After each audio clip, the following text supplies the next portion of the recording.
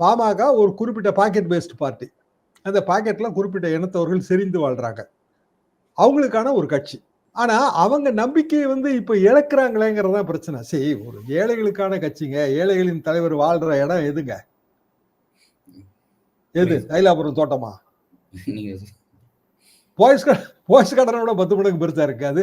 ஏங்க எந்த தலைவரும் ஸ்விம்மிங் பூல் வச்சு நான் பார்த்ததே கிடையாதுங்க.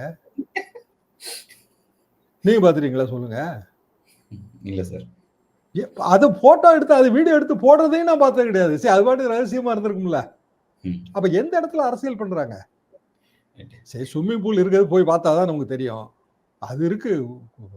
5 ஸ்டார் ஹோட்டல் ஸ்விம்மிங் பூல் மாதிரி இருக்கு. அதுல டாக்டர் அவரு குளிக்கிறது, அவர் எக்ஸசைஸ் பண்றத வீடியோவா எடுத்து அவர் தான் போட்டாரு. நோக்கம் என்னன்னா, நான் இன்னும் வலிவோடு இருக்கிறேன்னு காட்டிக்கிறது. ஆனா மறைமுகமா மக்கள் என்ன நினைப்பாங்க? பாருங்க வீட்லயே ஸ்விம்மிங் பூல் இருக்குன்னு தான் நினைப்பாங்களா? நினைக்க மாட்டாங்க.